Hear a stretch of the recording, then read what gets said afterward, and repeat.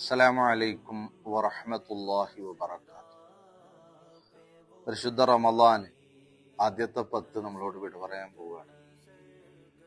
8 നോമ്പിലേക്ക് നമ്മളെത്തി. അല്ലാഹു സുബ്ഹാനഹു വ തആല റമളാൻ കൊണ്ട് രക്ഷപ്പെടുന്നവരിൽ നമ്മളെയൊക്കെ പെടുത്തട്ടെ. ആമീൻ. പ്രിയപ്പെട്ടവരെ, പരിശുദ്ധ ഖുർആൻ തന്നെ പറഞ്ഞിട്ടുണ്ടല്ലോ, ശഹ്റു റമളാൻ അല്ലദീ ഉൻസില ഫീഹിൽ ഖുർആൻ. റമളാനു ശരീഫിലാണ് അല്ലാഹു സുബ്ഹാനഹു വ തആല പരിശുദ്ധമാക്കപ്പെട്ട ഖുർആനിനെ ഇറക്കിയത്. ആ ഖുർആനിനെ ഒരു വിശ്വാസിയെ സംബന്ധിച്ചിടത്തോളം അവന്റെ ജീവിതത്തിൽ അവൻ മുറുകെ പിടിക്കണം. എന്താ കാരണം? ഖുർആൻ അതിൻ്റെ സ്വഹാബുകൾക്ക്, അതിൻ്റെ ആൾക്കാറുകൾക്ക് നാളെ അല്ലാഹുവിന്റെ കോടതിയിൽ ശുപാർശകനായിട്ട് വരുമെന്ന് പരിശുദ്ധ ഖുർആൻ പറഞ്ഞിട്ടുണ്ട്. ആരാണ് ഖുർആനിന്റെ സ്വഹാബ്? ഖുർആനിന്റെ ആളാരാ? എപ്പോഴെങ്കിലും ഒന്ന് ഖുർആന് നോക്കി ഓതുന്നത് കൊണ്ട് ഖുർആന്റെ ആളാവും? ഇല്ല. ആ ഖുർആനിനെ നിത്യജീവിതത്തിൽ കൊണ്ട് നടക്കുന്നവരെ പറ്റിയാണ് നമുക്ക് ഖുർആനിന്റെ ആൾക്കാർ എന്ന് പറയാൻ പറ്റുക. അപ്പൊ നമ്മളൊന്ന് ചിന്തിച്ചു നോക്കുക, ഞാൻ ഖുർആന്റെ ആളാണോ? എന്നെപ്പറ്റി ഖുർആനിന്റെ സ്വഹാബാണ് എന്ന് പറയാൻ പറ്റുമോ എന്ന് ഞാൻ ആദ്യം ചിന്തിക്കണം. അതുപോലെ നാം ഓരോരുത്തരും. കാരണം നാളെ അള്ളാഹുവിന്റെ കോടതിയിൽ എത്തിക്കഴിഞ്ഞാൽ ആ ഖുർആൻ കൊണ്ട് രക്ഷപ്പെടുന്നവരുടെ കൂട്ടത്തിലെങ്കിലും നമ്മൾ പെടണം. നാളെ 6 അടി മണ്ണിൽ കിടക്കുമ്പോ ആ ഖുർആനിന്റെ പ്രകാശമാണ് ഖബറിന്റെ ഇരുട്ടറയിൽ നമുക്ക് ഏറ്റവും ആവശ്യമായി വരുന്നത്. അതുകൊണ്ട് പ്രിയപ്പെട്ടവരെ, ഖുർആനിനെ നാം മുറുകെ പിടിക്കണം. വിശുദ്ധ ഖുർആൻ പറയാൻ, ഖുർആനിനെ പാരായണം ചെയ്യുന്നവർ, അതുപോലെ തന്നെ നിസ്കാരം അതിന്റെ മുറക്ക് ചെയ്യുന്നവർ, അതുപോലെ നാം നൽകിയതിൽ നിന്ന് രഹസ്യമായും പരസ്യമായും ചെലവഴിക്കുന്നവർ, അവർ ആഗ്രഹിക്കുന്നതും അവർക്ക് ലഭിക്കുന്നതും ഒരു നഷ്ടമില്ലാത്ത കച്ചവടമാണ്.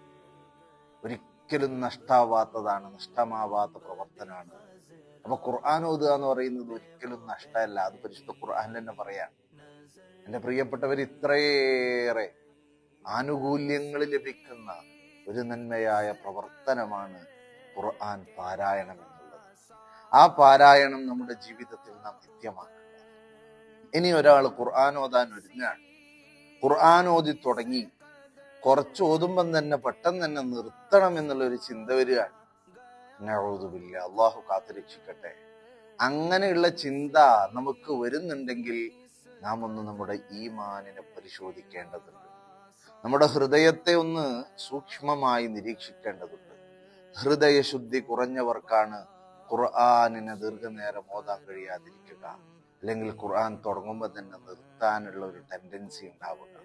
യഥാർത്ഥത്തിൽ ഖുർആനിനോടുള്ള സ്നേഹവും ഹൃദയശുദ്ധിയും ഉള്ളവർക്ക് ഖുർആൻ അങ്ങ് എടുത്തിട്ട് ഒരു പേജ് ഓതാം എന്ന നിയത്തിലാണ് ഇരിക്കുന്നത്. എന്നിട്ട് ഓതാൻ തുടങ്ങിക്കഴിഞ്ഞാൽ നിർത്താൻ പറ്റൂല. ആ ഒരു ഖുർആനിന്റെ ലദ്ദത്ത് കിട്ടും. അതിങ്ങനെ തുടർന്ന് ഇൻഷാ അല്ലാഹ് അടുത്ത പേജും കൂടി ഓതാ, കുറച്ചും കൂടി ഓതാ എന്നുള്ള ഒരു ആഗ്രഹം ഇങ്ങനെ വന്നുകൊണ്ടേയിരിക്കും. അൽഹംദുലില്ലാഹ്, അങ്ങനെയാണെങ്കിൽ നമ്മൾ രക്ഷപ്പെട്ടു. അങ്ങനെയുള്ള ഖൽബാക്കി അല്ലാഹു നമ്മുടെ ഖൽബിനെ അനുഗ്രഹിക്കട്ടെ. എന്റെ പ്രിയപ്പെട്ടവരെ, അതുകൊണ്ട് തന്നെ പരിശുദ്ധ റമളാനാണ്.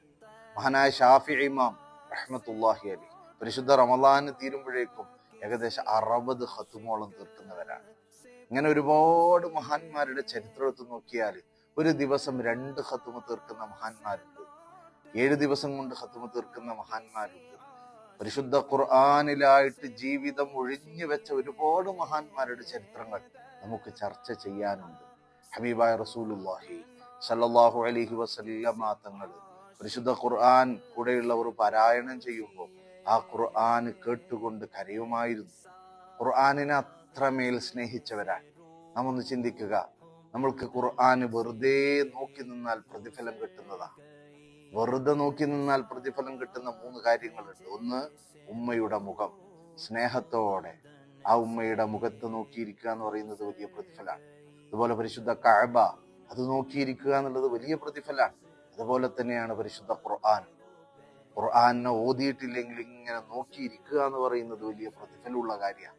അപ്പൊ ഇത്രയേറെ മഹത്വമുള്ള കാര്യം പ്രിയപ്പെട്ടവരെ, പരിശുദ്ധ റമളാനിൽ പരമാവധി പരിശുദ്ധ ഖുർആനിനെ നമ്മുടെ ജീവിതത്തിലേക്ക് ചേർത്ത് പിടിക്കാൻ, അങ്ങനെ ഖുർആനിന്റെ ആളായി മാറാൻ നാം ഓരോരുത്തരും തയ്യാറാവണം. അതിലൂടെ നമുക്ക് നാളെ ഉഖ്റവിയായ വിജയം കൈവരിക്കാൻ സാധിക്കണം. അള്ളാഹു നമുക്ക് തൗഫീഖ് നൽകി അനുഗ്രഹിക്കട്ടെ. അസ്സലാമു അലൈക്കും വറഹ്മത്തുള്ളാഹി.